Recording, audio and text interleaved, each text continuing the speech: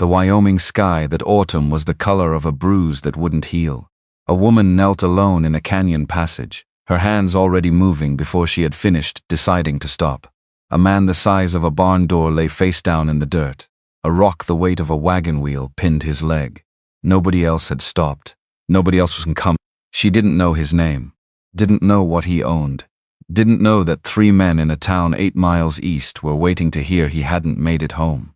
She pulled a dead juniper branch from the canyon wall and found her leverage. The rock moved, and somewhere in Red Rock, a very patient man received the news that something had gone wrong and began quietly to correct it. The man was alive because his fingers were still moving.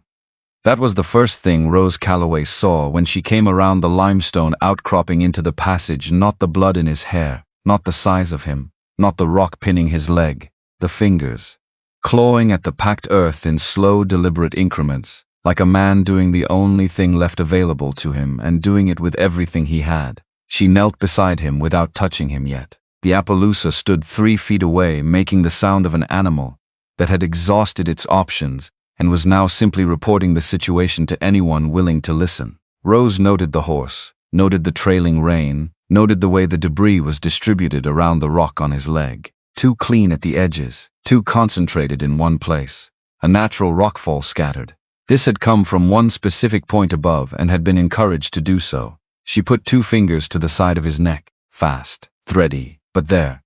She looked at the passage walls. A dead juniper had fallen against the limestone above, and to her left 1 long limb wedged in a crevice at an angle that suggested it had been there long enough to be structural. She worked it free with both hands, tested its flex against the ground, found it solid. She pulled the Appaloosa's loose rein free from the rock it had caught on, and tied it in 2 loops at the base of the branch, where her hands would have grip when her weight was committed elsewhere. She positioned the branch end under the upper edge of the limestone, and found her fulcrum.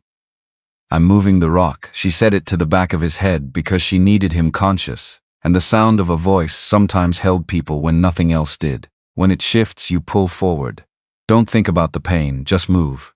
She drove her weight down on the branch. The rock shifted. The sound that came from the man beneath it was the sound her father had described once as the body's last line of honesty, the noise that got past every decision a person made about how they were going to behave. She had heard it twice in her father's practice. She did not stop now. She drove harder. Forward. He moved. The rock ground sideways on the packed earth, with the slow resistance of something that had decided it belonged where it was. He dragged himself 2 feet clear. The rock dropped back. The branch snapped. She was already beside him. "Roll over if you can." He could, slowly, and she saw his face for the first time. Mid-40s. Dark hair gone substantially gray at the temples and throughout. The kind of gray that arrived early in men who worked outdoors and worried about things they didn't speak of. The face was broad and built close to the bone. The kind of face that had stopped being young a long time ago and had found something more durable on the other side of it. A cut above his right eye had bled into his hair and dried there. His jaw was set in the manner of a man who had converted pain into structure, not managing it so much as building around it, making it load-bearing rather than incapacitating. His eyes, when they opened, were the precise color of creek water over shale, not warm, not cold. Present, they found her face and held. "Don't take me into town." The voice came stripped of everything optional. "Someone wants me to not make it home." She was already doing the secondary assessment. Right eye tracking correctly, speech clear, breathing shallow and guarded on the left side. She noted the ribs. The left leg would need to come out of the boot before the swelling made that impossible. "Which direction is your ranch?" His eyes shifted slightly. Something moved through them she didn't have the information yet to name. "North. 2 miles. Fork at the cottonwoods, take the left branch. Can you get onto that horse with help?" Yes. He couldn't, quite not without her shoulder under his right arm and her hands managing the distribution of his weight as his body negotiated what it could still do. He was heavy in the specific way of a man whose size came from actual labor across actual years. She felt his breathing alter each time she moved near his left side and filed the information precisely. Getting him into the saddle took time and produced nothing graceful. She guided his right leg over, positioned his left boot clear of the stirrup, waited until his weight was distributed well enough to hold. Then she gathered the rein and began walking north. They didn't speak for the first half-mile. The wind came off the high country from the northwest and pushed the dry grass flat in long, slow pulses across the open ground. The Appaloosa walked beside her without pulling, which she took as information about how the horse had been handled. You didn't ask questions. His voice had found slightly more register than before. Still rationed, still careful. I'll ask them when there's something I can do with the answers. She kept her eyes on the trail ahead. Right now I need to know what I'm treating before you're in a room that has what I need. Asking questions in the canyon wastes the time I need for that. A pause. What do you need? Lamp oil, clean cloth. Strong thread and a fine needle. Whiskey rather than laudanum because the dosage is more predictable and I'll need to control it carefully given the ribs. She looked briefly at the trail and looked back at the ground in front of her. And the boot has to come off that left leg before the swelling closes the option. Another pause. Longer. You a doctor? No. She kept walking. My father was, Esmond Calloway. He practiced medicine in Philadelphia for 30 years. The last patient he treated before he died was himself. And by then there was nothing in his accounts to pay for what might have helped, because he had spent 3 decades making the same calculation every time this family needs the treatment, more than I need, the fee, and the math had come out the way that math always comes out. She said it with the flatness of a fact about terrain, not performance, not bitterness, just the thing that was true and needed to be known. He died in the back room of his own practice. I was 22. I had been working beside him since I was 9. So not a doctor, but in the next 2 miles the closest thing to one you have. He didn't respond to that. She didn't require him to. What's your name? She said it to the trail. One of those pauses that she was already beginning to understand meant he was deciding what to give rather than what to say. Harding. Thomas Harding. She had memorized the name from his letters the way she had memorized everything in them. The straight hand, no flourishes. The economy. The 3 letters instead of 1. The silence that followed was textured differently from the previous ones. You're the woman from Philadelphia. Not quite a question. Rose Calloway. The cottonwood stand was visible ahead, which meant the fork was close. I expect this isn't the introduction either of us planned. No. It isn't mine either. She took the left branch at the fork. Harding Ranch came into view after another quarter mile and required from her exactly 3 seconds of reallocation before she resumed the catalog of what needed doing. She was not a person who stopped for long at anything, but the scale of the place made her revise her working assumptions in ways that had downstream consequences. This was not what a man described as having a working ranch and a working life in 3 letters with no flourishes. The main house was 2 stories of pine and fieldstone, built with the solidity of something designed to outlast everyone who had a hand in it. 3 large structures that read as barn and equipment storage. A cookhouse. A bunkhouse long enough to sleep 20 men with room left over. Fencing that ran east and west as far as the afternoon light allowed her to see. Thomas Harding had not mentioned any of this. She filed it where she filed everything that would matter, and kept walking. The man who came running from the direction of the largest barn was gray-bearded, and moved with the velocity of someone for whom this particular kind of alarm was not unfamiliar, but was never welcome. He caught the Appaloosa's bridle and looked up at Thomas, and his face ran through relief and a more complex response in rapid sequence. Tom. He saw the blood dried into the hair, and whatever else he'd been going to say did not arrive. Get the door. Thomas started to swing down, and Rose put her hand on his arm. Wait until I'm positioned. She moved to his left side. Put your weight on me first. Walt Cannon, she would learn his name was. Walt Cannon watched this with the expression of a man encountering something that did not fit the category he'd prepared for it. Thomas Harding's weight came onto her shoulder, and she walked him inside. The bedroom they settled him in was large and maintained in the way of a space kept up by discipline rather than use. A bed with a dark quilt, a washstand, a window facing east. She pointed at the bed, and he sat on the edge of it without argument, which told her precisely what the pain had reached. Walt appeared in the doorway with clean cloth and a bottle and a lamp before she asked for any of it. She revised her estimate of him upward accordingly. Shirt off.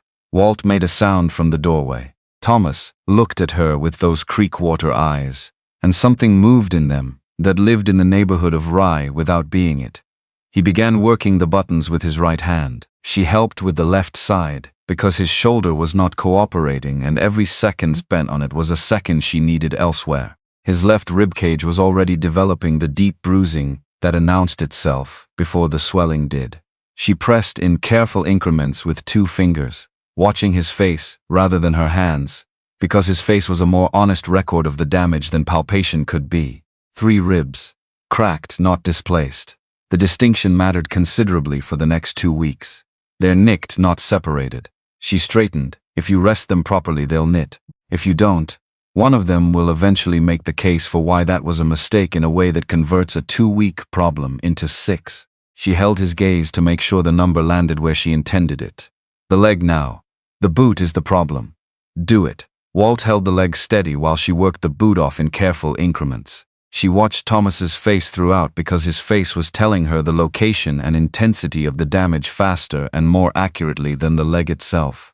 He went pale twice. He made no sound either time. The ankle beneath was badly swollen and purpling along the outer edge. She rotated it in measured degrees and noted precisely where his jaw tightened. Badly sprained. Possible small fracture at the outer bone, but the treatment is the same either way. She began wrapping with the cloth. Walt had ready. Methodical. Tight enough to matter. 2 weeks of not walking on it beyond necessity. After that we reassess. Walt produced a whiskey bottle from somewhere with the timing of a man who had learned to anticipate. She took it. 2 swallows before I start on the shoulder. She met Thomas's eyes. The ribs are going to make the next several minutes expensive. This won't eliminate the cost, but it moves the edges back. He took the bottle. Drank, returned it without looking away from her face, which she noted as information about the kind of attention he paid to things. She threaded the needle. He managed his breathing with the concentration of a man who understood that the ribs were looking for any excuse to spike and had decided not to give them one. 12 stitches. She tied the last one and set the needle in the basin and sat back on the edge of the washstand. Walt had stepped out somewhere in the middle of it. The room was quiet in the particular way of a space where something difficult had just been completed, and the air hadn't yet decided what to do with itself. Thomas was looking at the ceiling. His breathing had settled into something more sustainable, the whiskey doing its measured work at the margins of him.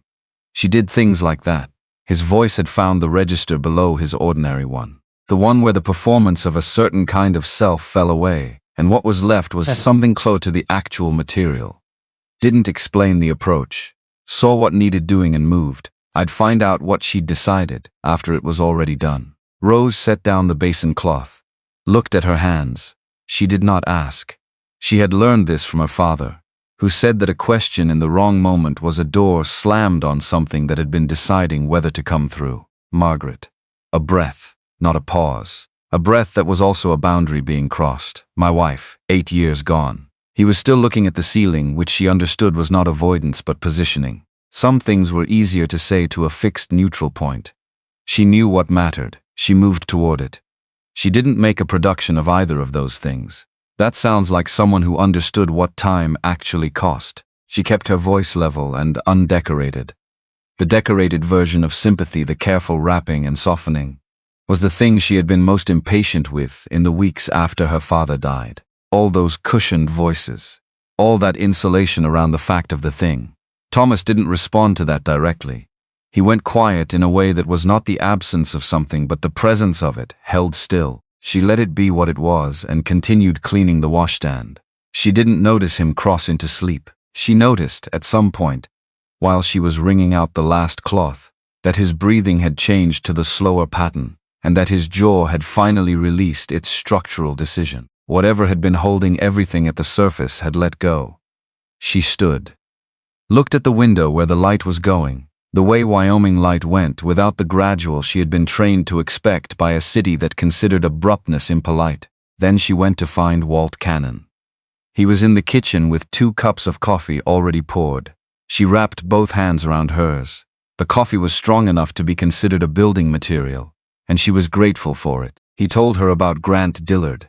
He told her in the way of a man delivering terrain information rather than a narrative. Here is the ground, here is what it will do to you, here is what has already happened to others on it. 3 years of patient acquisition around the perimeter of Harding Range. Small homesteads, families who had hit a bad season and needed the cash more than the land, Each sail individually explainable and collectively a picture that only resolved into its true shape from a distance. 6 weeks ago, Dillard had come to Thomas with an offer to purchase the ranch. The number Walt described without specifying as an insult expressed in the language of commerce. Thomas had declined without discussion. Then the fence cuts on the south pasture. Then the blocked water diversion on the North Creek, twice, the same location both times. Then 2 days ago, Thomas had ridden back from a county commissioner meeting on the back road through the canyon. Someone had known he would take that road. Someone who knew the ranch's rhythms, and the route and the specific geography of the canyon, well enough to know where a particular rock could be made to fall. Did he report it?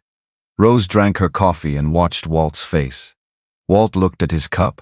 Sheriff Taggart has been operating out of Dillard's pocket since before the bank opened. County Commissioner carries a loan with First Territorial he's 6 months in arrears on. He set his cup down. There's no legal mechanism in Red Rock right now that Dillard doesn't own an interest in. She thought about this.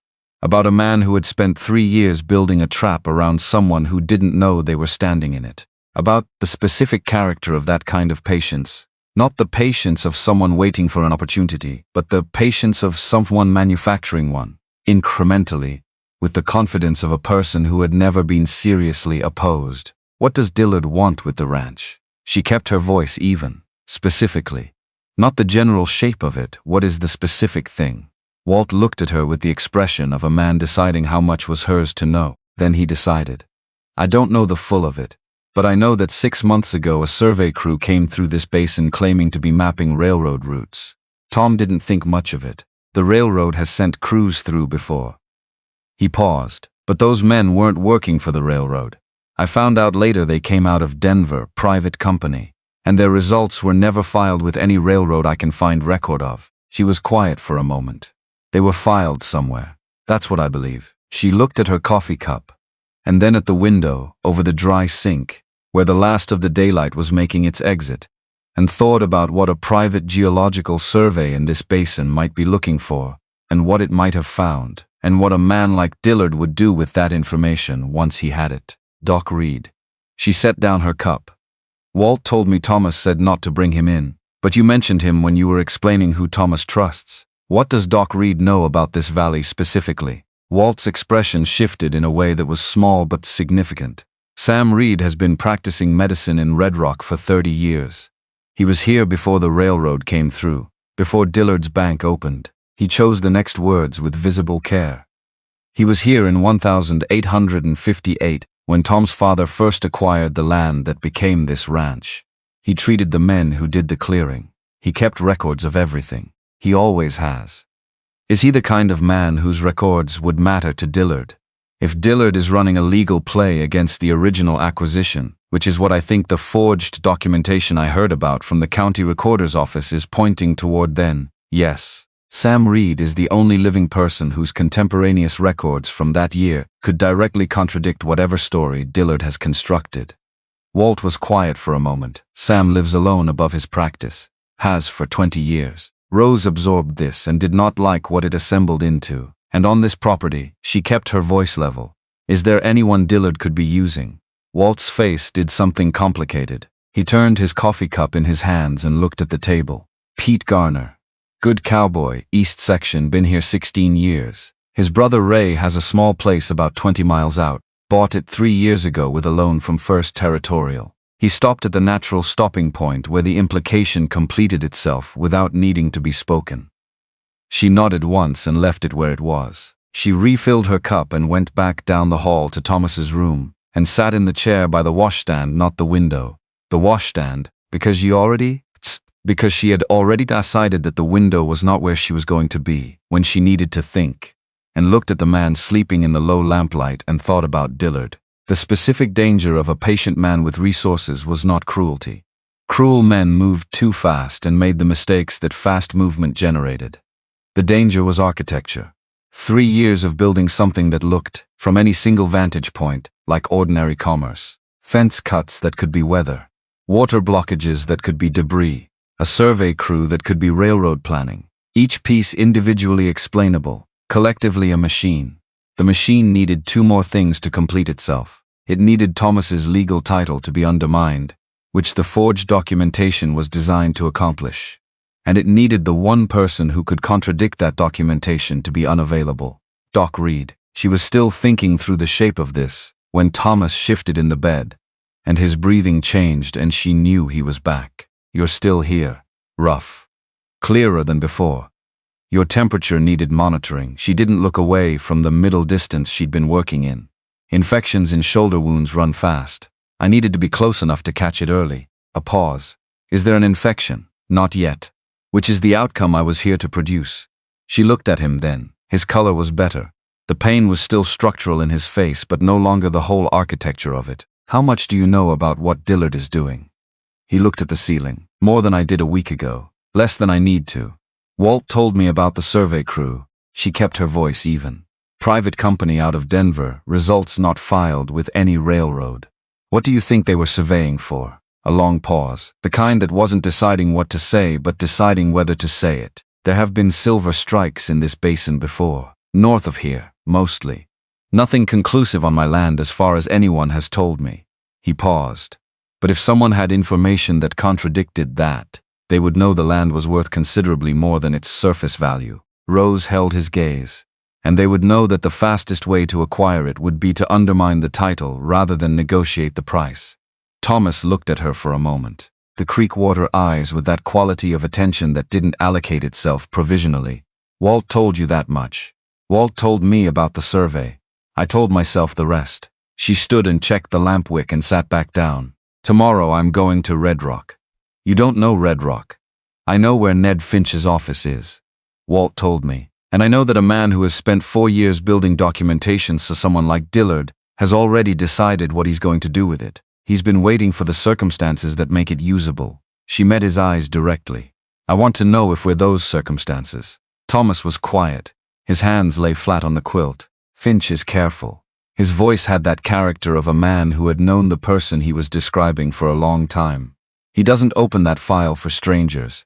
Then I'll need to become someone he decides isn't a stranger. She picked up the lamp from the washstand and adjusted it. You should sleep again. The ribs will be worse in the morning, when the initial response settles and the real inflammation begins. I need you to have slept before that happens. He looked at her with those eyes for a moment that had things moving through it she could identify components of, but didn't attempt to catalog in full. You came here to get married. He said it with something careful underneath it. Not accusation, something else. I came here because it was the decision that made sense given what was true. She stood. I stay somewhere for the same reason. Right now the reasons are accumulating rather than thinning. She moved toward the door and stopped. Don't move the shoulder tonight if you can manage it. The stitches will hold, but they'd prefer not to be tested before morning. She went out. In the hallway she stood still for a moment with the lamp turned low. The house had sounds. She was beginning to sort the particular tick of the stovepipe contracting, the wind finding a specific gap in the eaves on the north side, the creak of a floor joist that ran under the weight of a person moving somewhere in the bunkhouse. She was building the vocabulary of the place. Her father had told her that understanding a space was the prerequisite for operating effectively inside it. You had to know what the normal sounds were before you could identify the abnormal ones. She thought about his hands, not in general specifically. The way the left one had a slight tremor in the last year that he compensated for by bracing his wrist against the edge of the examination table before he began. The way he had adapted without discussing it, without asking for accommodation, because discussing it would have made it a problem rather than a fact to be worked around. She had watched him do this for a year before he knew she had noticed. She thought about a sentence in Thomas Harding's third letter, crossed out so thoroughly that the pen had nearly perforated the paper. She had held it up to the window light in the empty apartment, with the furniture already sold, and made out the shape of the words underneath. Not all of them. Enough. I don't want someone who will manage this place. The rest had been taken past recovery. She had not thought too hard about it then. She was practical. She would find out when she got there. She was finding out. She went to the kitchen and built the fire back up for the morning, and checked the stove and stood at the table, not the window, and finished thinking through what needed to happen in Red Rock tomorrow. and in what sequence, and what she would need from Finch and Todin, and what she would need to have confirmed what she suspected about the silver.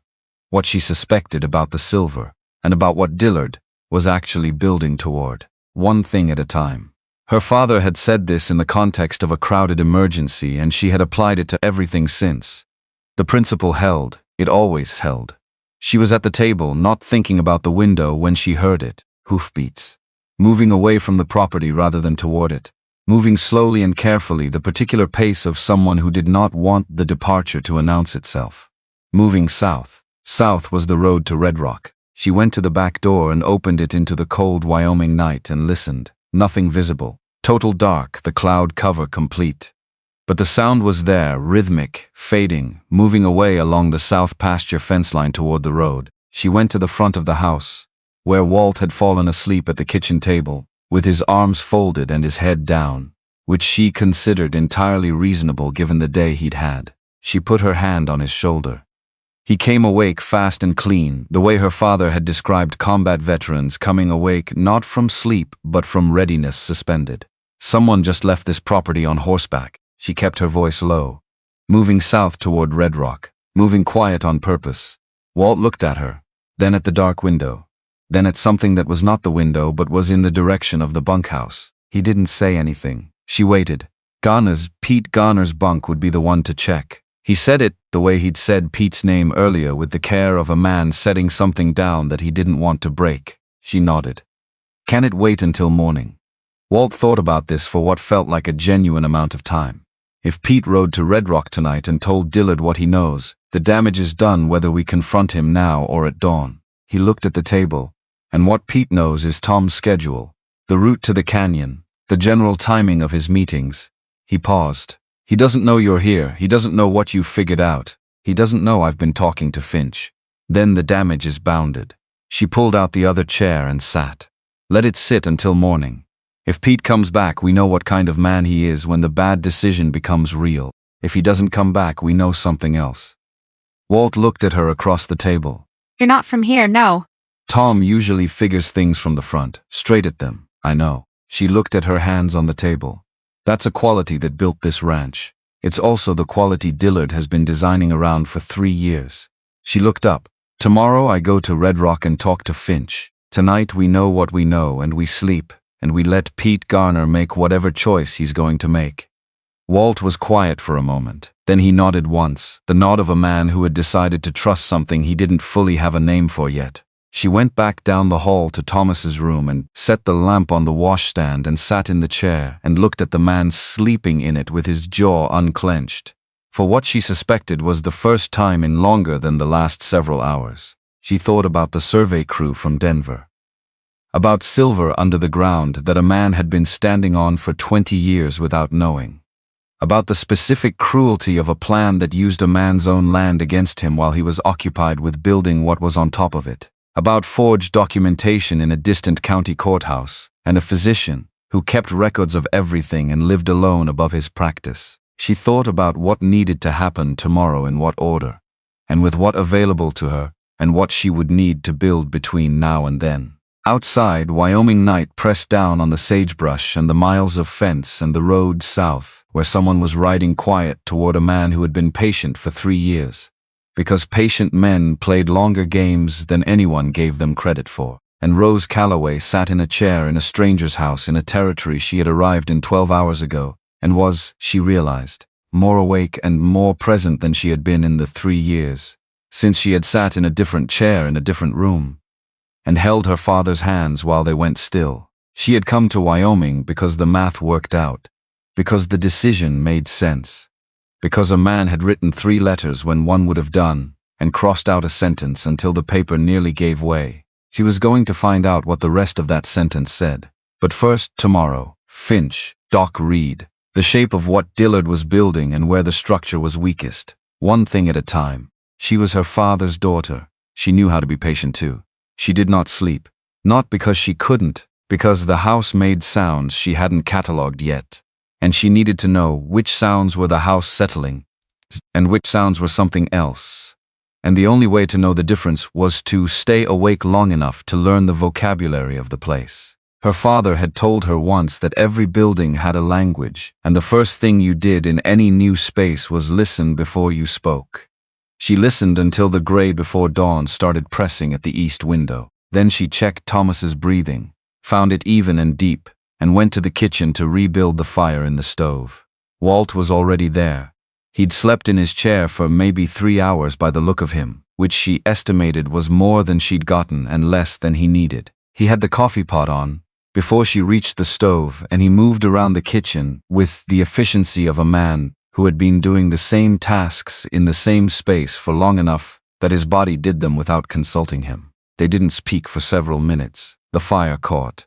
The coffee started working on itself. Outside, the Wyoming dark was thinning at the edges into something the color of a bruise, purple-gray and tentative, the light not yet committed to arriving. Walt set a cup in front of her. She wrapped both hands around it. Pete Garner. She kept her voice low, not because anyone was nearby, because some conversations required that register regardless. When does he usually start his day? Before light. He'd be out to the east pasture by now.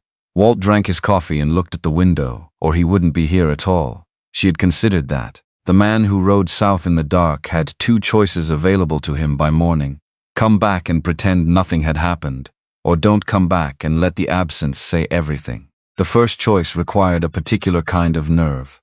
The second required the conclusion that the absence was survivable. Let it sit for now. She set her cup down. If he comes back, we know what kind of man he is under pressure. If he doesn't, we know something else. She looked at Walt directly. What I need from you this morning is Ned Finch. Walt's expression shifted by a degree she was learning to read. Something between acknowledgement and relief. He'll be in his office by gets there early, leaves late, doesn't vary. Does Dillard watch his office? Dillard watches everything in Red Rock.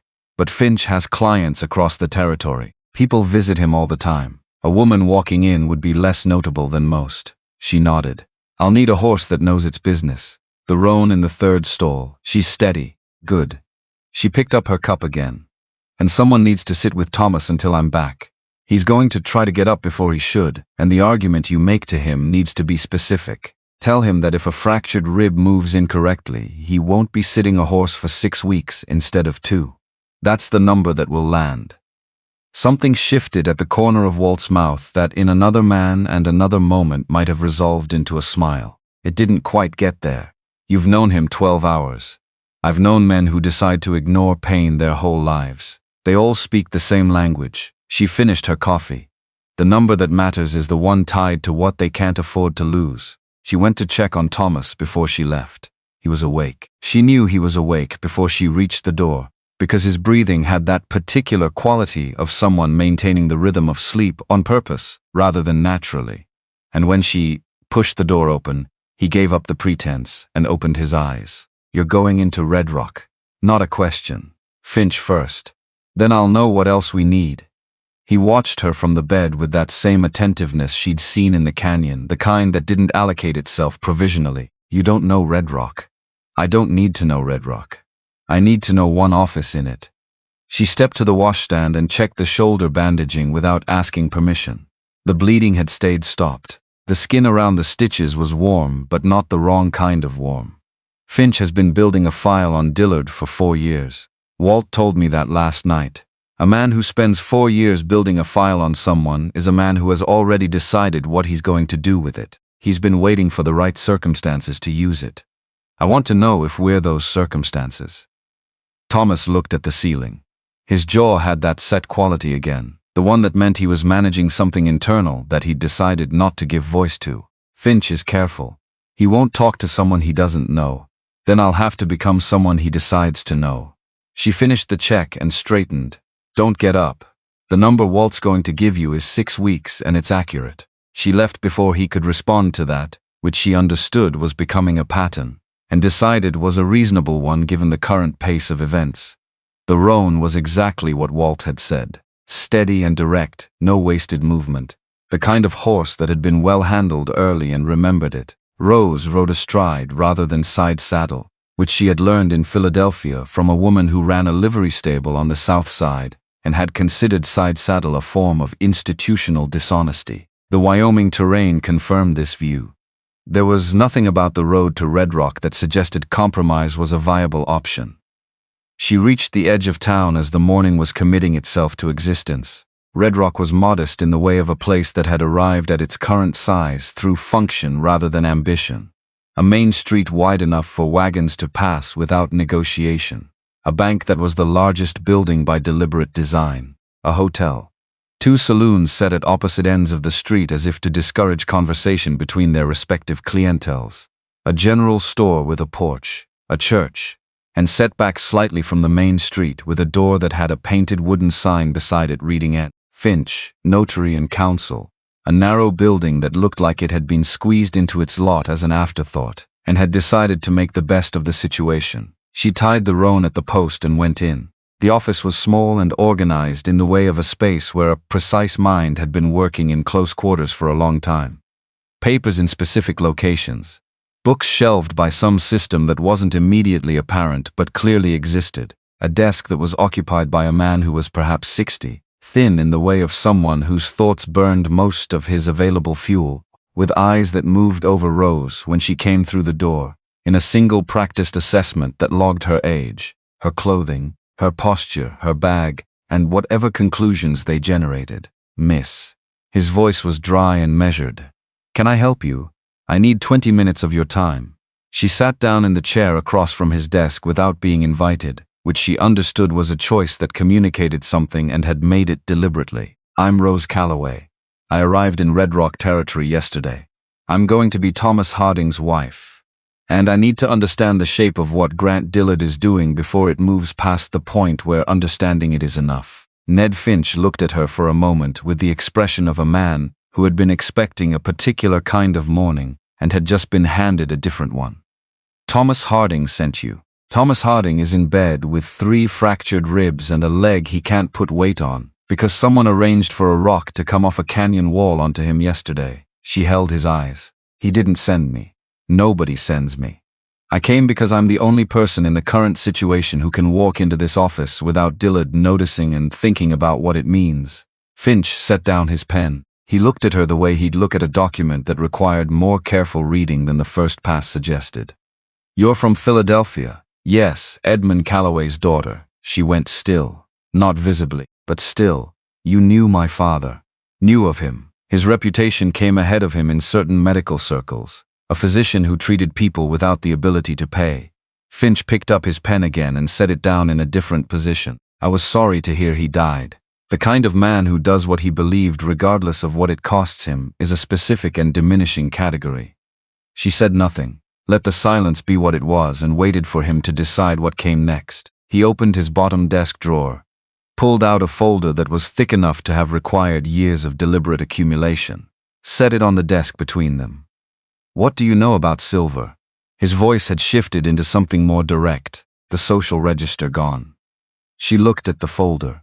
Tell me, he told her. He laid it out with the precision of a man who had been rehearsing the presentation in his mind for long enough that it had achieved its final form. Grant Dillard had employed a surveying company out of Denver 18 months ago to conduct a geological assessment of the Powder River Basin under the cover of railroad route planning. The survey results had never been filed with the railroad. They had been filed instead with Dillard personally, delivered to his private residence rather than the bank, and Finch knew this because the surveyor's assistant, a young man who understood the significance of what he was being asked to keep quiet, had eventually become uncomfortable enough with the arrangement to speak to someone he trusted. That someone had been Finch. The survey indicated a silver deposit of significant extent beneath the western portion of Harding Ranch.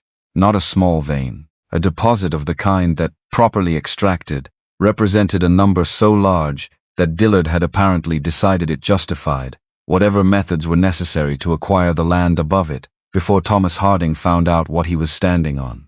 Rose sat with this for a moment, not because it surprised her in its nature, but because its scale required adjustment. He doesn't know. She wasn't asking. As of 3 days ago, when I last had reliable information on the question, Thomas Harding has no knowledge of any mineral survey conducted on his property. Finch closed the folder without offering her a look inside it.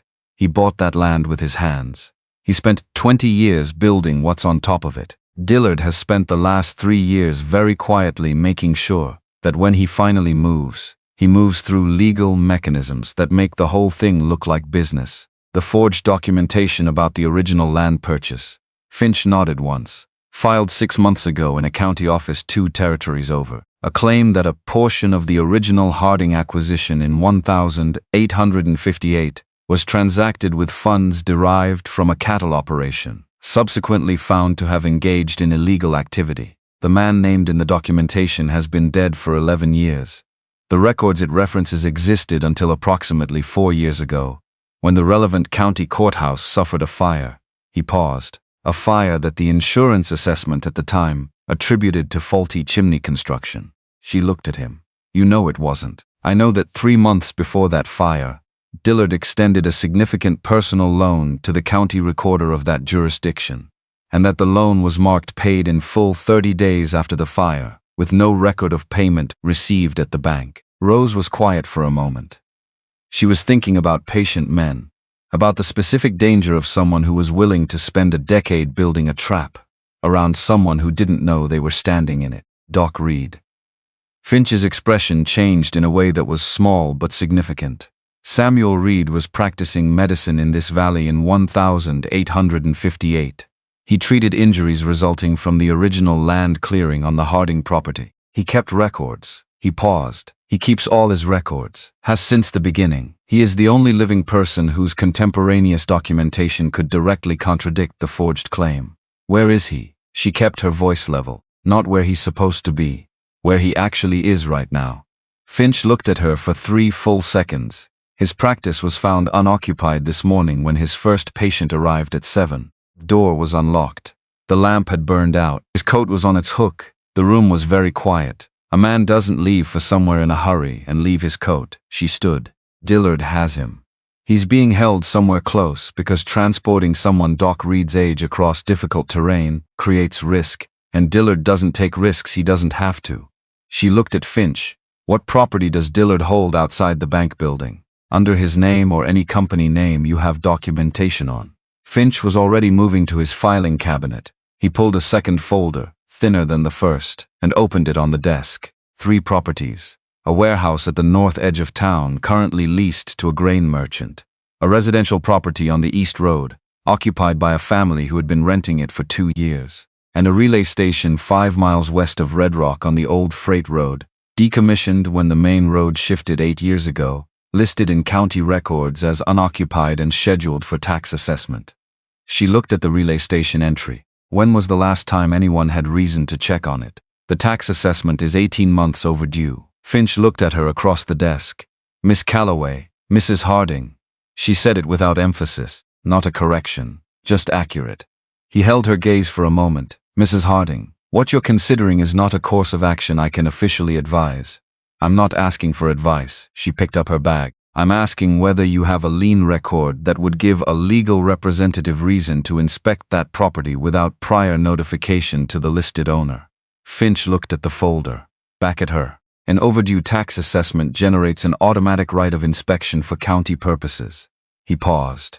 I am authorized to conduct such inspections as notary of record for this district. Then I suggest you find that authorization document. She moved toward the door. I'll meet you at the west end of the main street in 30 minutes. Come alone and don't tell anyone where you're going. She stopped at the door.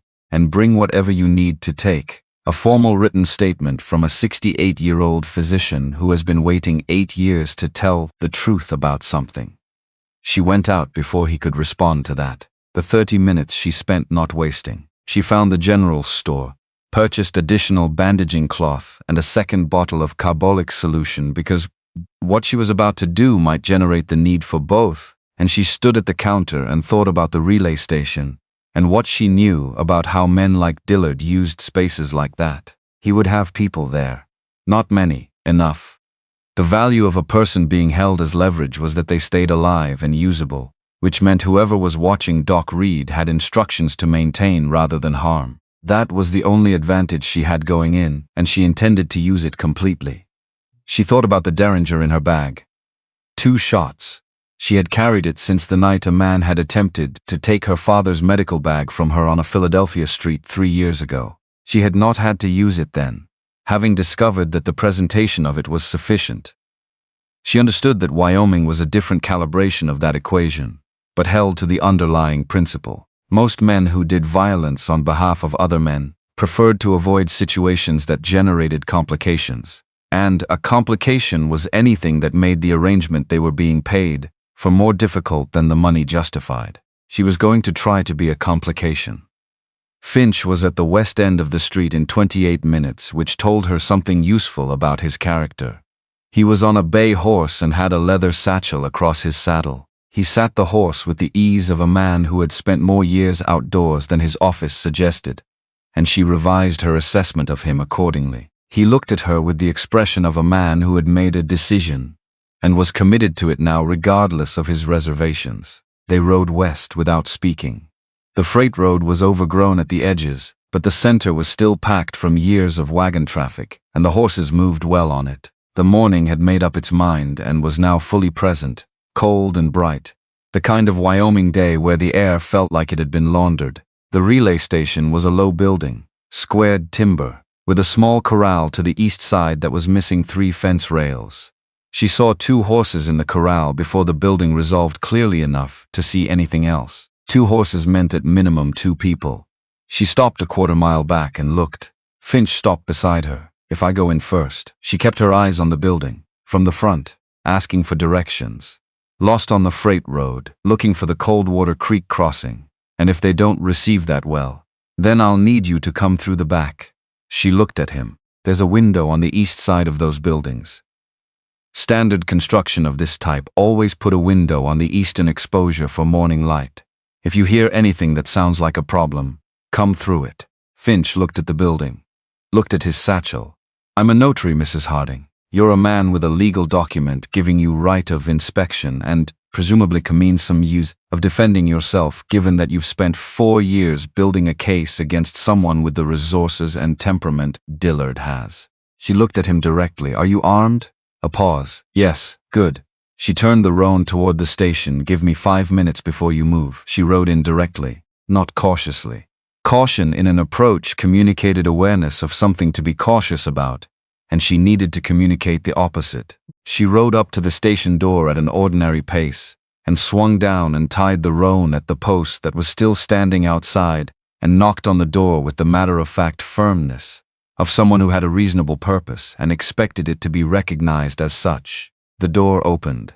The man who opened it was broad and unshaven, and had the look of someone doing a job he'd been told required patience and who was beginning to find patience expensive. He looked at her in the way men looked at a woman in an unexpected location, a look that ran through a series of categories before settling on an assessment. "Help you." Flat and uninviting. "I'm looking for the Coldwater Creek crossing." She let the Philadelphia accent stay in her voice. Let it be the whole story.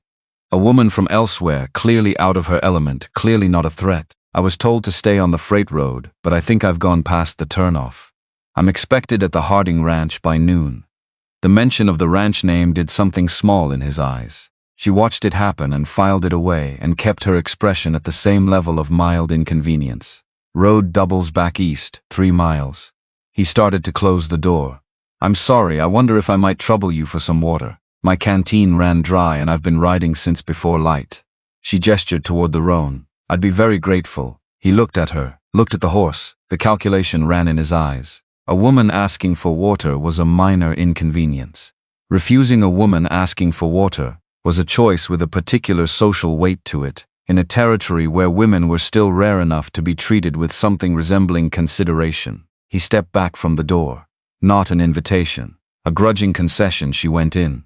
The station was one large room divided by function rather than walls. A table with 2 chairs, both occupied by what was on them rather than people. Gear. Saddlebags. A rifle leaned against the near wall. Through the back of the room, a door that was closed.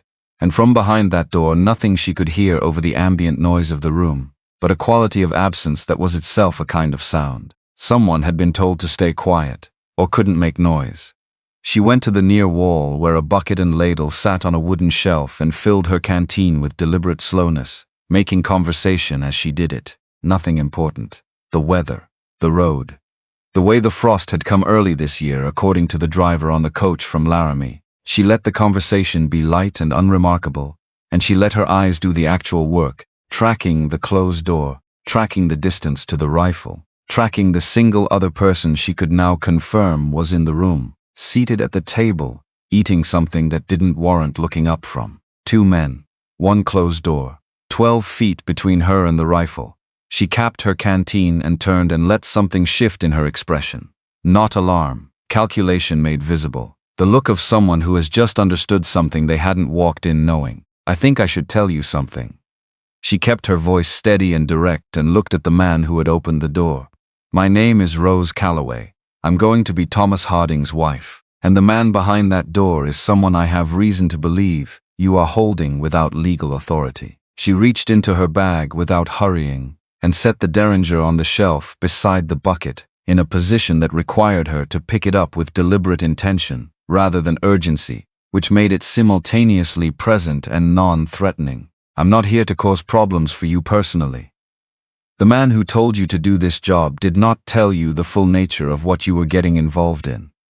But I suspect you already know that, because men who know the full nature of things don't take jobs like this one. The man who had opened the door looked at the derringer, looked at her, his jaw worked. The man at the table had stopped eating.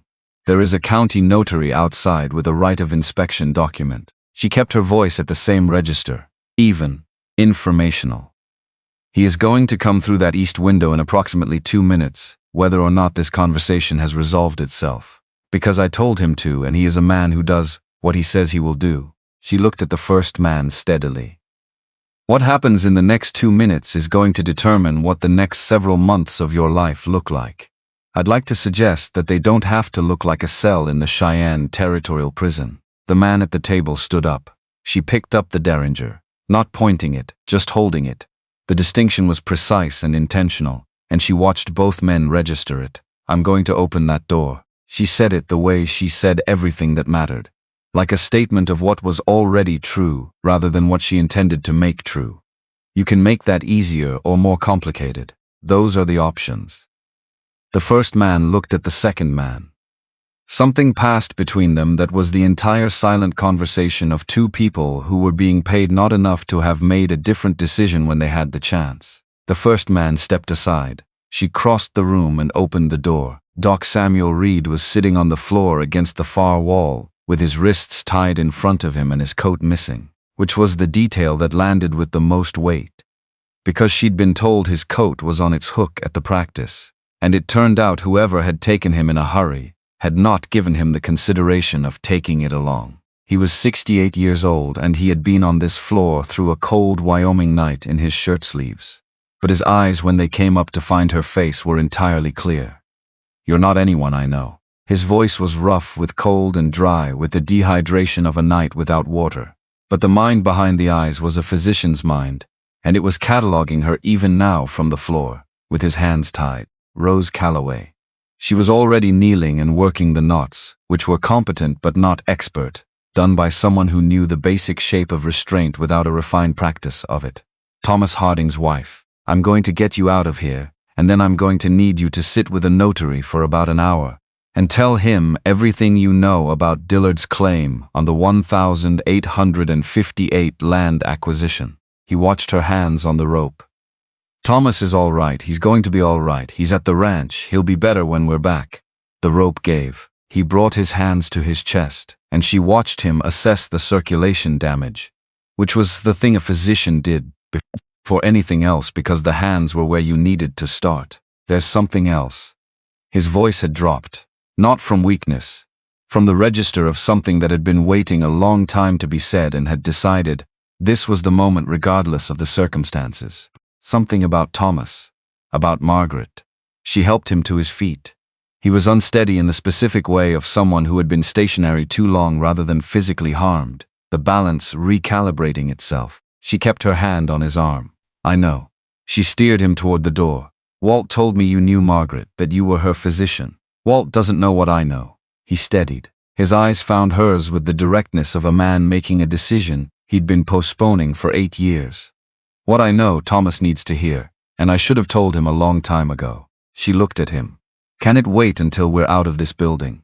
A pause, then something that was almost a smile. I've waited 8 years, Mrs. Harding. I expect another hour won't break anything. Finch came through the east window at that moment, which was an entrance that had less dignity than he probably preferred, and landed in the back room, with the satchel and his right hand free, and the expression of a man who had committed to a course of action and was seeing it through regardless of his feelings about windows. He looked at Doc Reed. He looked at Rose. He looked at the two men who were standing in the outer room with the particular posture of people who had decided that the job had exceeded its terms. Ned Finch. He straightened his coat. Notary of record, Powder River District. I am Extension under the Tax Assessment Authority. He opened his satchel and produced a document with the precision of a man who had been preparing for this specific moment, for long enough that the preparation had achieved its final form. I'm going to need to speak with these two gentlemen about what they know regarding the instruction they received and who gave it to them.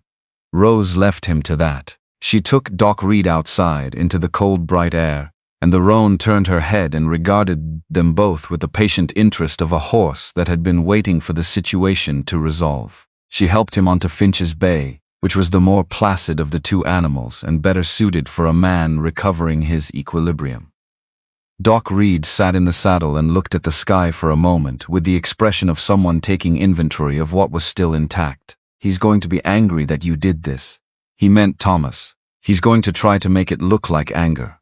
She untied the roan. It's going to be something else, and we're both going to pretend we don't notice. Doc Reed looked at her with those clear physician's eyes. You've known him less than 24 hours. I know the type. She swung up onto the roan. I grew up watching my father be the same kind of man. Anger is easier to carry than the other thing, and he's been carrying the other thing for 8 years. Doc Reed was quiet for a moment, the kind of quiet that had content in it. He blamed himself. His voice had dropped again to that register of something long held, for not being there. When Margaret died, he was in the next county protecting 11 families from losing their land in a legal proceeding that would have taken everything from them. Margaret knew he was going to leave the minute he heard. She made me promise not to send word. He looked at the road ahead, rather than at Rose. She said, he has to finish what he started or it will eat him up regardless of what happens to me. She said, Sam, I am a physician's wife and I know the difference between what I'm afraid of and what is actually going to happen. Rose kept the roan steady, and what actually happened? The fever came faster than either of us expected. His voice was level. The levelness of someone who had said this in their mind so many times it had worn smooth. She went in a night. By the time I could have gotten word to him, and he could have come, it would have been after. She was right about the timing, and she was wrong about how long it would take, and I have lived with both of those facts every day for 8 years. The road ran east toward Red Rock, bright and cold, the frost still on the grass at the margins. Rose thought about Thomas in that bed with his jaw unclenched for the first time in what she was now understanding was a very long time. She thought about a man who had been carrying the weight of an absence he believed was a choice rather than a circumstance. She thought about what it did to a person to carry something like that, the specific way it changed the shape of everything that came after. She thought about her father's hands, how they went still when he was thinking through something difficult. How they looked when they finally set something down. He needs to hear it from you. She kept her eyes on the road. Not from Walt, not from me, from you. I know. Doc Reed rode in silence for a moment. I should have told him at the time. I knew that then and I knew it the next year and I knew it every year after that. The longer you carry something you should have said, the heavier it gets. And the heavier it gets, the harder it is to put down. Because by then you're so accustomed to the weight you've forgotten you're carrying it. The road made a curve east. In the distance, Red Rock was visible as a collection of shapes against the mid-morning sky.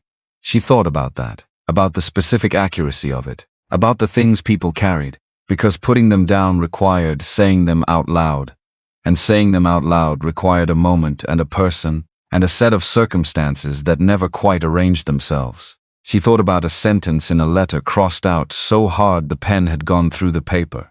Then, she stopped thinking about it and looked at the road ahead and decided what needed to happen next. They needed to get Doc Reed to Finch's office. They needed his statement witnessed and documented, and the copies sent to 3 separate locations before Dillard had time to understand what was happening. They needed Thomas to know about the silver, because Thomas making decisions without complete information was a situation that served no one except Dillard, and they needed someone to ride back to the ranch and tell Walt Cannon what they had and how much time they had to use it before Dillard did something with the information Pete Garner had ridden south with in the night.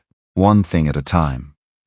Her father had said this in the context of emergency medicine, and she had applied it to everything since, because it turned out to be the most reliable principle available for any situation where multiple things were simultaneously wrong. One thing at a time.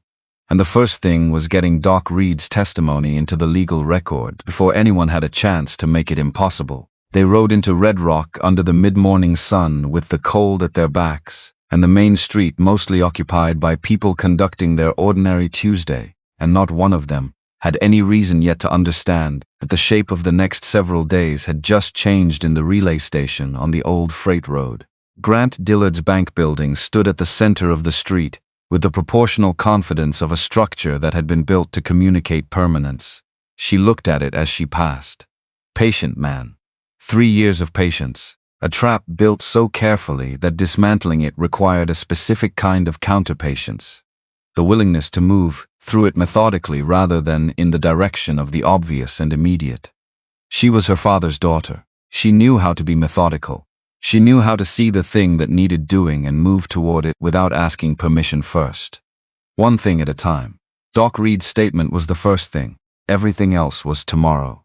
Finch spent 40 minutes taking Doc Reed's statement, and he did it with the methodical patience of a man who understood that the value of the document he was producing was directly proportional to its precision. Every detail placed correctly, every date confirmed, every name spelled in full. Doc Reed sat in the client chair across from Finch's desk, with a blanket around his shoulders that Finch had produced from a cabinet without comment. And he spoke in the clear, unhurried voice of a man who had been rehearsing this particular testimony in the back of his mind for 8 years, and was finally releasing it into a form that could exist independently of him. Rose sat in the corner and did not interrupt.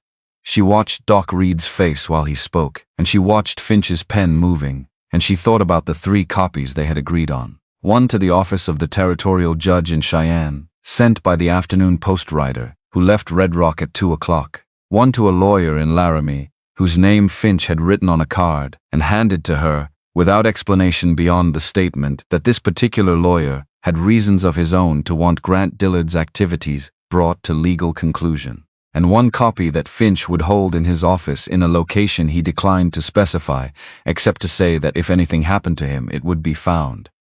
The 2 men from the relay station were in the outer office. Finch had secured their cooperation through a combination of the legal document, the personal firearm he'd had on him, and a frank assessment of what cooperation would mean for their circumstances versus what non-cooperation would mean. They had chosen cooperation with the relieved speed of men who had been looking for permission to make the easier choice. Finch had taken their statements separately and efficiently before Rose and Doc Reed arrived back, which told her something about how quickly he could move when moving was warranted. When the statement was complete, Finch read it back in full. Doc Reed listened without correction until the final paragraph, at which point he stopped Finch with one raised hand and added 4 sentences that Finch wrote exactly as given. Rose did not hear the content of those 4 sentences, because Doc Reed had turned toward the window when he said them, and his voice had dropped below the level the room carried to the corner. But she saw Finch's expression when he wrote them, and she understood from that expression that whatever those 4 sentences contained was the part Doc Reed had been the most afraid to say. Finch sealed the Cheyenne copy and gave it to his assistant, a young man of about 20, who moved with the focused efficiency of someone trained by a precise employer. The assistant left at a near run. The Laramie copy was addressed and sealed and set aside for the 2 o'clock rider.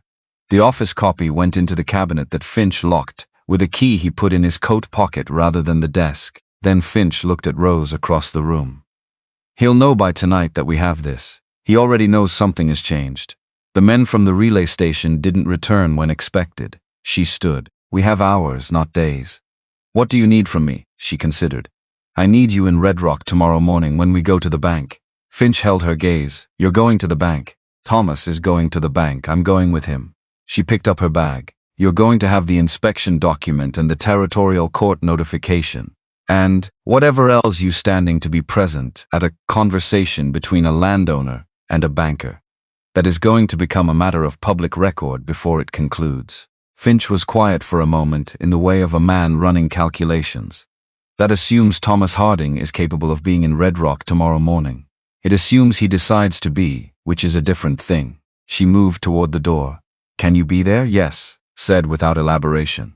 The answer of a man who had been waiting for a yes to mean something. She took Doc Reed back to Harding Ranch on the freight road and the long way around, so they came in from the north rather than through Red Rock, where Dillard's eyes ran on the street like water finding low ground. The afternoon was cold and fully committed, and the horses moved well through it. Doc Reed rode beside her and did not speak for the first several miles, which she interpreted correctly as a man preparing himself for a conversation that would require everything he had. She didn't press him. She let the road and the cold and the movement of the horses be sufficient company. It was Doc Reed who broke the silence, and when he did, it was not about Margaret. Tell me how you ended up on a coach to Wyoming territory.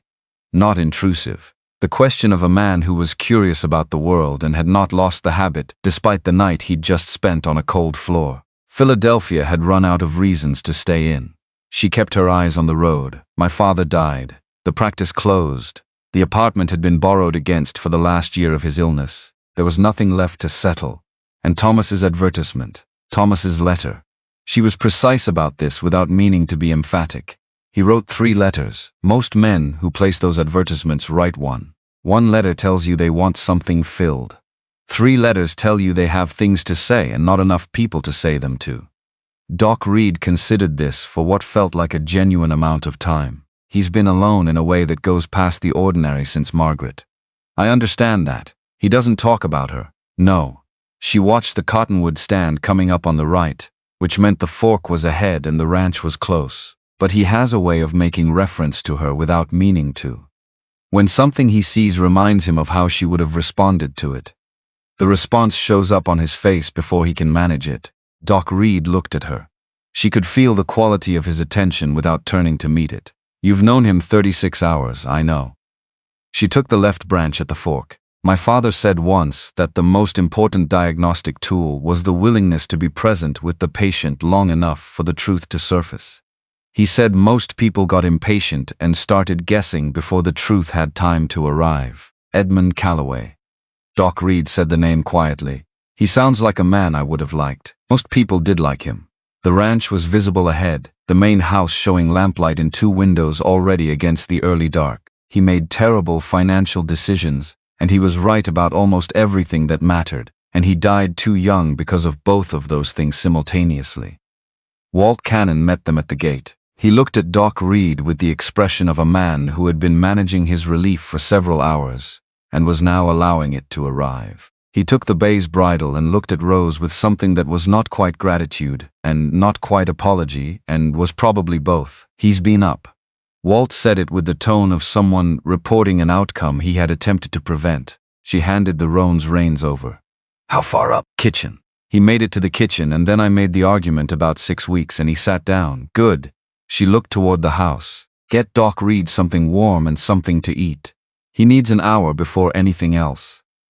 She looked at Doc Reed. 1 hour. Then you and Thomas are going to have a conversation that should have happened a long time ago, and I'm going to be somewhere else while it does. Doc Reed looked at her steadily. You're giving us privacy. I'm giving him privacy. She was already walking toward the house. He's going to need it. Thomas was at the kitchen table. He had made it there from the bedroom, on the evidence of the careful way he was managing his weight in the chair. Keeping the left side elevated slightly, keeping the ribcage from doing anything that required explanation. He had his hands flat on the table, and he was looking at the door when she came through it, which meant he had heard her coming, and had decided to look at the door rather than pretend he hadn't. His eyes moved over her with the quick, comprehensive assessment of someone checking for damage before anything else. You're not hurt. Not a question. The statement of a conclusion he had reached before she came through the door and was confirming against the evidence. I'm not hurt. She set her bag on the counter and turned to face him. Doc Reed is outside. He's cold and dehydrated, but he's intact. Finch has his testimony in 3 copies with the first one already on its way to Cheyenne. Thomas looked at her for a long moment, the gray eyes with that quality of presence that didn't negotiate itself. The relay station. Yes, you went to the relay station. There were 2 men there. Neither of them was particularly committed to the arrangement. She pulled the other chair out and sat. The Derringer helped clarify the situation. Something moved across his face. It traveled from somewhere that looked like anger through somewhere that didn't have a clean name, and arrived at a place that was quieter and harder to read. I could have been a lot of things. She held his gaze. I wasn't, and Doc Reed is outside. She paused, and Finch has 4 years of documentation plus an eyewitness testimony signed and witnessed this afternoon. Which means tomorrow morning when we walk into Dillard's bank, we are not walking in with our hands empty. Thomas was quiet. His hands on the table had not moved. He said it the way you said a word you were testing the weight of. Yes. She let that sit where it landed. Did you think I came to Wyoming to keep house? The thing that moved across his face this time was different from the other things. She watched it happen and didn't look away from it, and after a moment he didn't look away from it either. No. His voice had dropped to that register she was beginning to recognize as the one where the performed version of him was absent, and what was left was the actual man. I didn't think that. Walt brought Doc Reed in 20 minutes later, fed and somewhat restored, and Rose stood and picked up her bag. I'm going to check the East Fence Line reports with Walt. She said it to the room generally, and not to anyone in particular, which was a form of address she had learned from her father, who used it when he needed to give people space, without making the giving of space into an announcement. I'll be back in an hour. She went out with Walt and the door closed behind them. Walt looked at her in the cold and the dark. East Fence Line reports. I assume you have them. I do, then show them to me. She walked toward the bar and I meant what I said, an hour. The East treat them with kindness. The East Fence Line reports were comprehensive, and she read them with genuine attention because the information in them was relevant to understanding the pattern of what Dillard had been doing to the perimeter of the ranch and over the preceding months. 3 cuts on the south section she already knew about. 2 incidents on the east line that had been attributed to weather, and now, with the rest of the picture assembled, clearly weren't. A section of the north water diversion that had been blocked twice in the same location. Patient work. Methodical. The kind of perimeter pressure that was designed not to cause immediate crisis, but to accumulate into a picture of a property becoming unmanageable. She understood the strategy now in its full shape. Dillard hadn't been trying to force a quick sale. He'd been building a record of problems, a documentation of difficulty, so that when he finally moved legally and the property's value was assessed by a court, the assessment would reflect managed decline rather than what the ranch actually was. It was a financial argument made in the language of fence posts and diverted water, and it had been running for 3 years.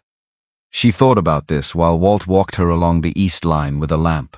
She thought about silver under the ground that Thomas had been standing on for 20 years without knowing. She thought about the specific cruelty of a plan that used a man's own land against him, by accumulating evidence of its deterioration, while the man who had built it was occupied with everything the building required.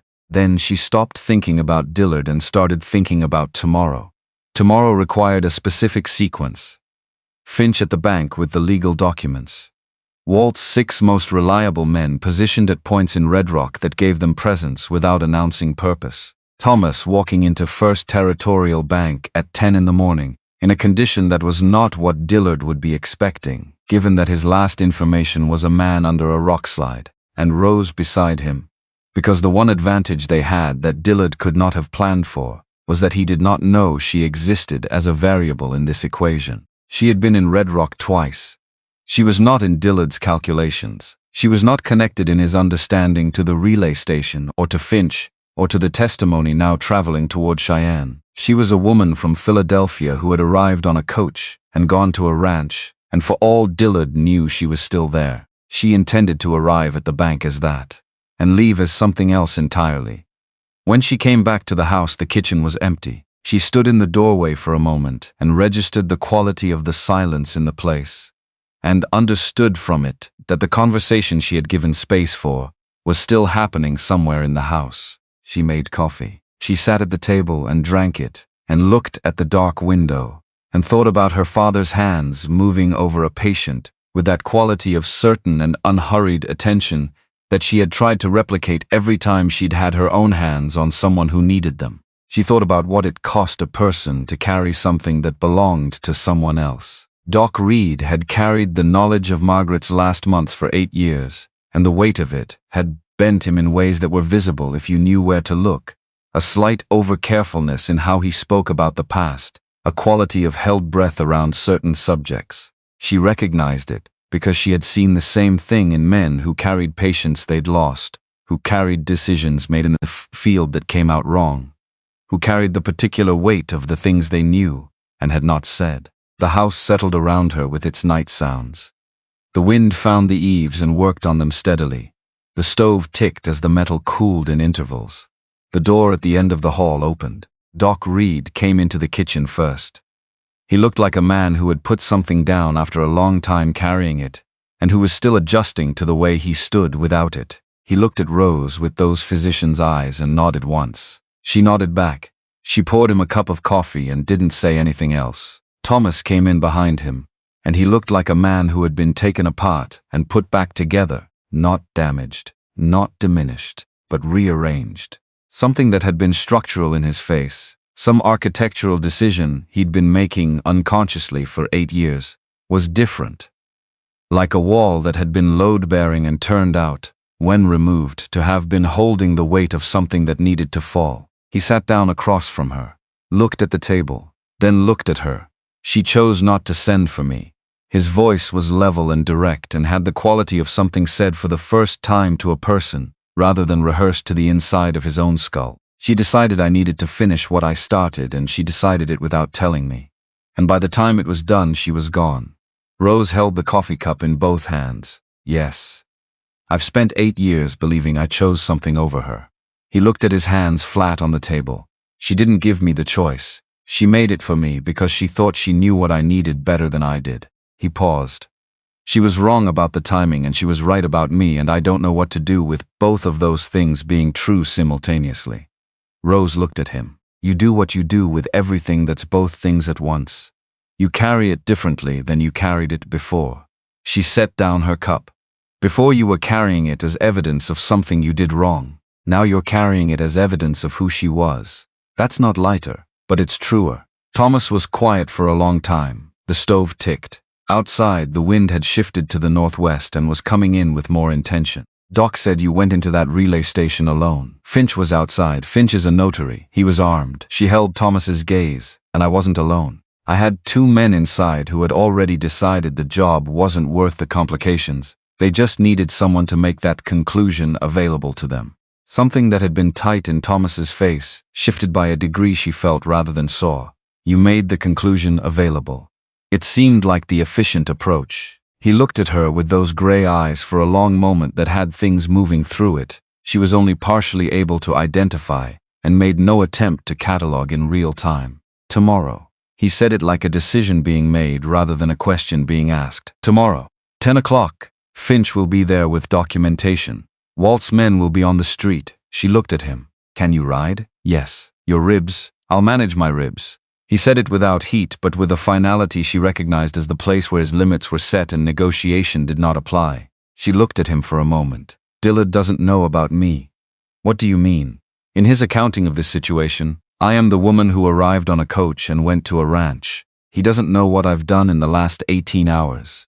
He doesn't know I found Finch or Doc Reed or what the relay station produced. She kept her eyes steady on his. He's going to walk into that bank tomorrow morning, expecting a damaged man with reduced options and a property with documented problems and a physician who is unavailable to testify. He's going to have a plan built on those conditions. She paused. None of those conditions still exist, and I would like, if it's possible, for him to figure that out after he's already said the things he intends to say, in front of witnesses. Thomas looked at her steadily. You want him to make his play in public before he understands the situation has changed. A man who has been patient for 3 years is going to come to that meeting with his argument prepared and his confidence intact. He's not going to improvise. He's going to do what he planned to do. She picked up her coffee cup. And then Finch is going to be there with legal standing, and Doc Reed's testimony and 4 years of documentation. And the people of Red Rock who do their banking at First Territorial and their business on that main street are going to hear all of it at once. Walt had come in at some point during this and was standing near the door in the way of a man deciding whether to enter or wait. He entered. Pete Garner came back. He said it the way he'd said Pete's name the previous night, like setting something down carefully. Rode in late afternoon. He's in the bunkhouse. Thomas didn't move. His hands stayed flat on the table. He told me what he gave them. Walt's voice was even. It wasn't much. Your general schedule, the route to the canyon. He didn't know what they were planning to do with it. He paused. He knows now. Thomas looked at the table, then at Walt. Is he going to stay? He's asking that question himself. I think the answer depends on what you say to him. Rose stood and took her cup to the dry sink and looked out the window at the dark where nothing was visible. She was making herself absent from the decision without leaving the room, which was a skill she'd learned from her father, who understood that some decisions needed witnesses to be made responsibly but not participants. Thomas stood. The movement cost him and he managed the cost without comment. He looked at Walt. I'll go talk to him. He went out through the back. The door closed. Doc Reed looked at Rose across the kitchen. He's going to let the man stay. Yes. She turned from the window. How do you know? Because Thomas Harding built this ranch on the understanding that the people who work land live with consequences and deserve the chance to meet them. She began banking the stove for the night. And because Pete Garner came back, that tells you what kind of man he is under the bad decision. Most men don't come back. Doc Reed was quiet for a moment. Then, you're going to be good for him. She didn't answer that directly. Go sleep, Doc. You've had a harder day than most people manage, and tomorrow requires everyone to be present. He went. She finished the stove and turned down the lamp, and sat at the table in the near dark, and thought about tomorrow in the systematic way her father had taught her to approach things that mattered. Start with what you know. Move to what you can control. Accept what you can't. She knew Finch would be there with the documents. Doc Reed's testimony was in the legal record. The 2 men from the relay station had given statements that implicated Dillard in the kidnapping directly. Walt's men would be positioned. She could control how she entered the bank, what she said and when she said it, the sequence in which the information became available to the people in the room. She could not control what Dillard did when he understood the situation had changed. What a man with resources and patience and a decade of calculated planning decided to do when the plan ran out. She accepted that and moved past it. Thomas came back in after an hour. He sat across from her in the near dark without turning the lamp up, and she let that be what it was. He's staying. Thomas looked at the table. I know. 6 months without pay. That money goes to the families who borrowed from Dillard's bank under terms that weren't what they were told they were. He paused. Finch has the bank's loan records. Some of those terms will need to be examined by someone with legal standing. Finch can do that. That's what 4 years of documentation looks like when it arrives at a purpose. She looked at him. Thomas. He looked at her. Get some sleep. Tomorrow requires you to walk into a room looking like a man who holds every card in the deck. That performance is a great deal easier when it's not actually a performance. Something moved in his face that was closer to the smile-adjacent territory than anything she'd seen yet. Is it going to be a performance? She held his gaze. Not for you. By tomorrow morning you're going to have everything you need to walk into that bank and mean it. She stood. Sleep. She went to the small room Walt had given her, which she had not used the previous night and which was spare and clean in the way of the rest of the house. She sat on the edge of the bed and looked at the window where the dark outside was complete, and the glass gave back only a dim reflection of the room. She thought about Philadelphia. She thought about the empty apartment and the sold furniture, and the train platform, and the particular feeling of leaving a place where everything that had held you there was gone, and you were choosing movement over remaining. She thought about the letter with the crossed-out sentence and the coach, and the canyon, and the man under the rock. She thought about what it meant that when she'd sat in the chair by his bed the previous night, watching a stranger's breathing in the low lamplight, she had felt more useful than she had felt in 3 years. Not necessary, not needed. Useful, which was a different thing. A quieter thing. A thing that didn't require the drama of being wanted but simply the fact of having something to offer that the situation required. She had been her father's daughter her whole life. She had watched him practice medicine in the language of usefulness, and she had watched it cost him everything material, and she had watched him do it anyway. And, when he was gone, she had understood that the inheritance he'd left her wasn't money because there wasn't any. It was the knowledge of what it felt like to be necessary to someone who was out of options. And that knowledge, once you had it, was impossible to be comfortable without. Wyoming had not been a romantic decision. It had been an accurate one. She lay down and closed her eyes and slept quickly, the way her father had taught her to sleep in the gaps between situations that required everything, cleanly and without ceremony and with enough depth to actually restore something. She woke before light, dressed, made coffee, stood at the kitchen window and watched the Wyoming dark develop its first suggestion of direction. Thomas was at the table when she turned around. She had not heard him come in, which meant he had been there before her, or he had learned to move with a quietness that his size made surprising. "You slept." She poured a second cup and set it in front of him. "Some." He wrapped his hands around it the way she'd wrapped her hands around her own. "How bad is it going to be today?" she considered. "Dillard is going to know by this morning that the relay station is empty. He's going to know Pete Garner came back to the ranch. He's going to know that Doc Reed's practice had visitors yesterday afternoon." She sat across from him. "He's been patient for 3 years. Patient men don't panic. They reassess and they move to their next available option.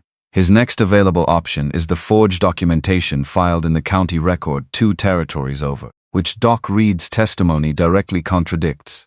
With contemporaneous records from 1858 that Finch has been holding for 4 years. She held his gaze. He's going to walk into that bank today, believing he still has a legal instrument. He doesn't know about Finch's file. He may not know about Doc Reed's testimony yet. He's going to make his play based on what he thinks he has." Thomas was quiet, drinking his coffee. She could see him thinking in the stillness of his hands and the quality of his eyes. "You want him to make it. I want him to say everything he intends to say with the people of Red Rock within earshot of an open door." She set down her cup. "A man who has operated through proxies and legal instruments and patience for 3 years has never had to make his position public. He's going to find that uncomfortable. He's also going to find that what he says in that room is on the record the moment Finch is present." Thomas looked at her with the directness she had learned to read as his version of speaking. "You've thought about this." "I thought about it last night." "You said you slept." "I thought about it before I slept." She stood. "Eat something. We leave at 9. They rode into Red Rock at 9:40 with Walt at the rear, and the cold morning light making everything on the main street look clean and exposed. Walt's men were already there, positioned with the unremarkable naturalness of people conducting their ordinary business. She counted 4 without looking for them, which meant they were well placed. Finch was outside his office when they passed. He fell in behind them without a word or a gesture, simply adjusting his pace to theirs. He had the satchel. She had confirmed as much in one glance. The bank opened its doors at 10. They were at the door at 10 exactly. The interior of First Territorial Bank was built to communicate financial permanence. Dark wood, heavy furniture, the architecture of an institution that expected to be here when everyone else was gone. 2 tellers behind their cages. A clerk at a desk near the back, and behind the door at the far end, which was closed, Grant Dillard's office. The clerk saw Thomas and went pale in a way that was instructive. He recovered and went to the back door and knocked and opened it, and said something in a low voice before standing aside. Dillard came out. He was impeccably presented in the way of a man who used his appearance as an argument. He looked at Thomas. Something ran through his eyes that was not surprise. He was too controlled for genuine surprise, but was the rapid recalculation of a man who had expected a damaged opponent and was receiving something else. He looked at Rose. She could see the assessment happening. Category assignment. Woman, young, from somewhere east, not a variable he had prepared for. He looked at Finch. That one landed differently. His expression did not change, but something behind it did. Thomas.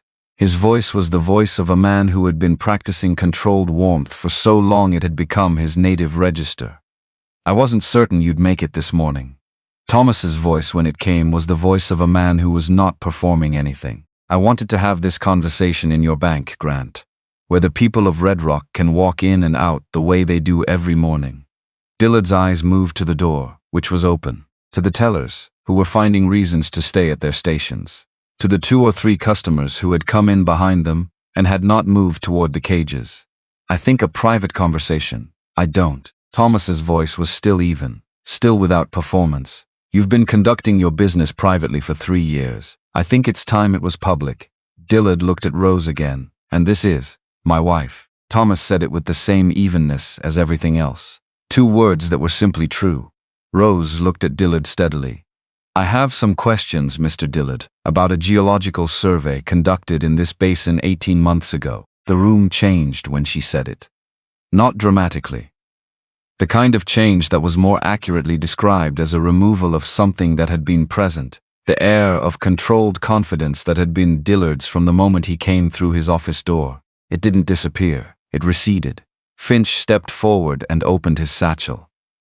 "I have documentation here regarding a survey commissioned under the cover of railroad planning that was filed privately rather than with the relevant parties." He removed the top document and set it on the nearest table with the calm of a man who has been waiting for exactly this moment for exactly the right amount of time. "I also have a signed and witnessed statement from Dr. Samuel Reed regarding the 1858 acquisition of what is now Harding Ranch, dated and notarized yesterday afternoon, which has been forwarded to the territorial judge in Cheyenne." Dillard looked at the document on the table. He did not touch it. The door opened behind them. 2 people coming in on their ordinary banking business, then stopping when they read the room. They did not leave. Dillard looked at Thomas. The controlled warmth had left his voice entirely, and what was left was the actual voice, which was quieter and more deliberate. "You don't understand the position you're in." Thomas held his gaze. "I'm standing on land I built with my hands.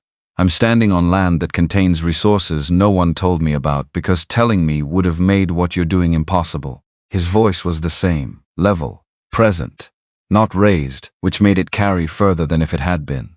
"And I'm standing here in your bank, in front of your customers and your employees, which is exactly the position I'm in." Dillard's eyes moved across the room, to Finch, to the documents, to the people at the door who had been followed in by 2 more who had seen something worth pausing for through the open door. "The documentation you're referencing is legally contested." "By what?" Rose said it before Finch could, because she had been waiting for exactly this and the moment had arrived. "By a record filed in a county 2 territories away, in a courthouse that burned after you extended a personal loan to the county recorder. That record." She held his gaze without heat, without performance, with the same steadiness her father had used when he was stating a diagnosis.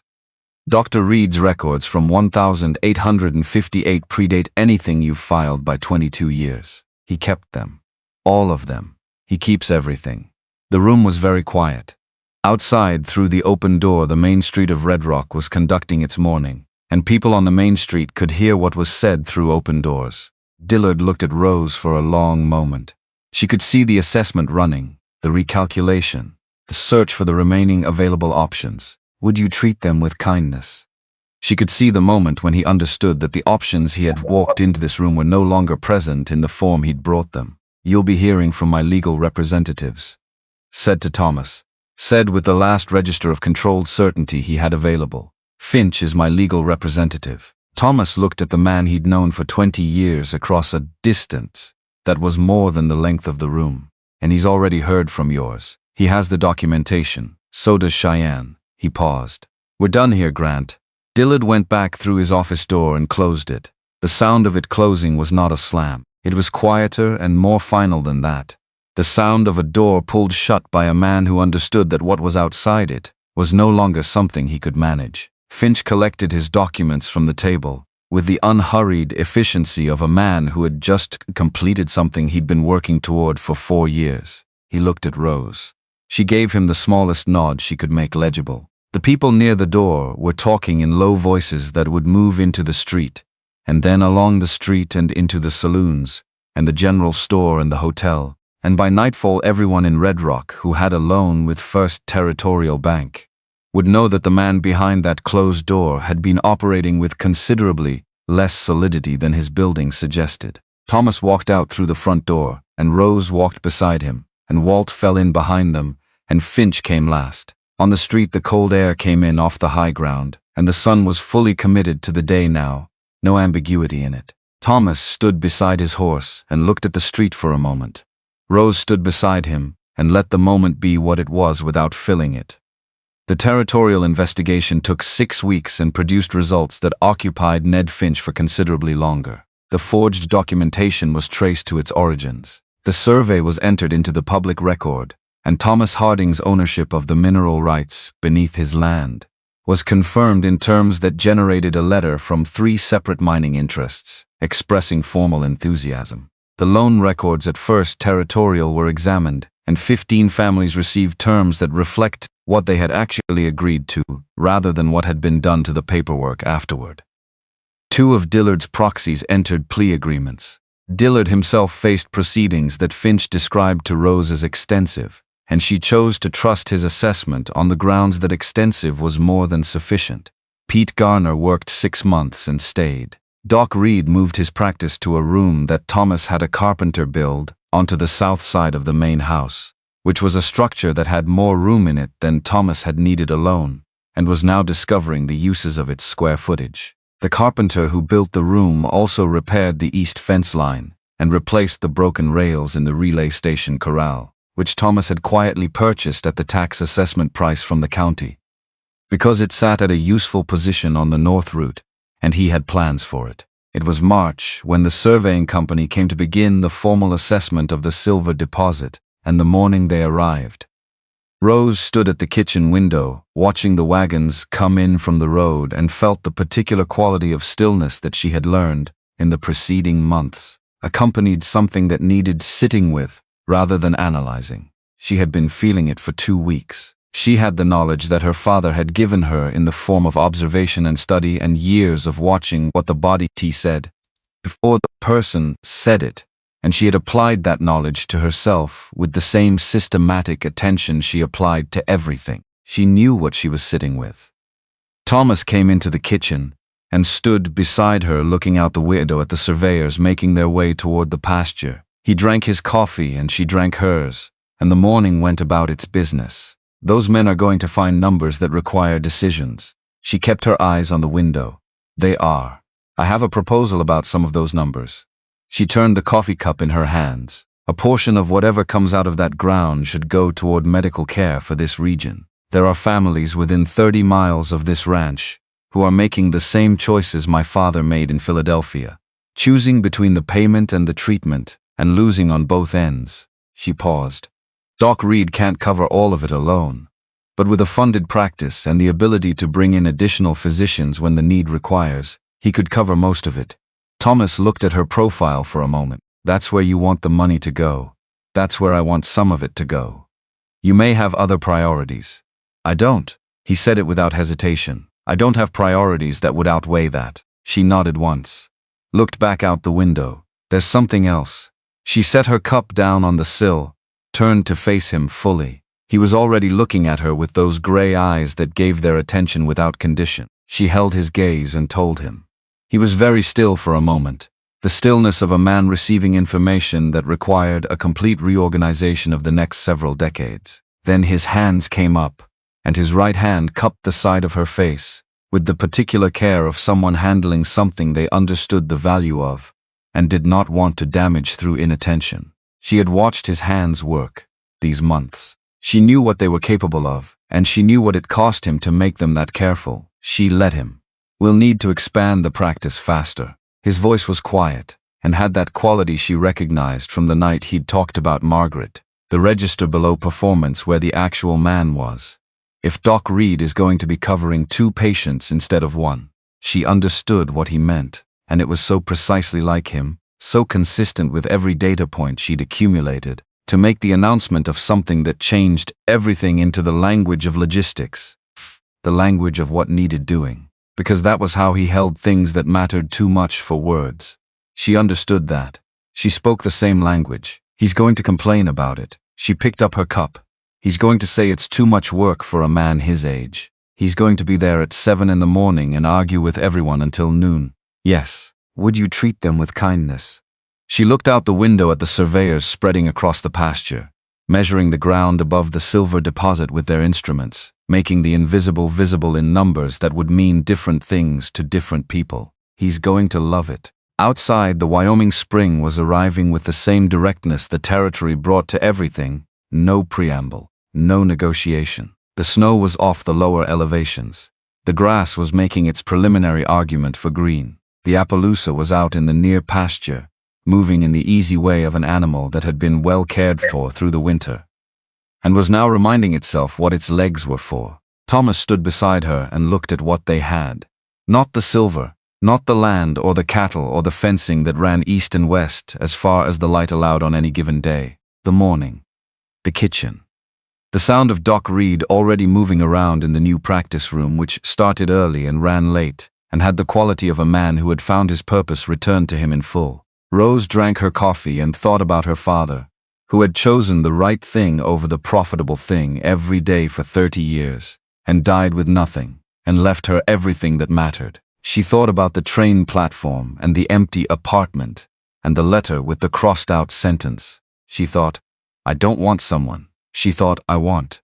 She understood now what was underneath the crossing out. Not a declaration of loneliness, which was what she'd assumed. Something more specific than that. The want of a man who had built something and had no one to show it to. The want of someone to be present with, which was different from the want of someone to fill a space.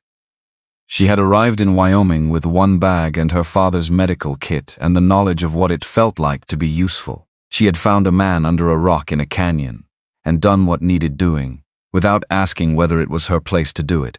It turned out that Wyoming was exactly where she was supposed to be, not because she had known that, because she had moved toward what was true rather than what was safe, and the difference between those two things turned out to be, in the end, the only navigation tool that consistently worked. Outside, the spring morning continued at its own pace. Inside, the stove burned steady, and the coffee was strong, and the surveying company was measuring the ground, and Doc Reed was arguing with someone in the practice room at a volume that suggested he was winning, and Thomas Harding's hand found Rose Calloway's hand on the windowsill and held it. Nothing performed about it, nothing announced, just the simple fact of it.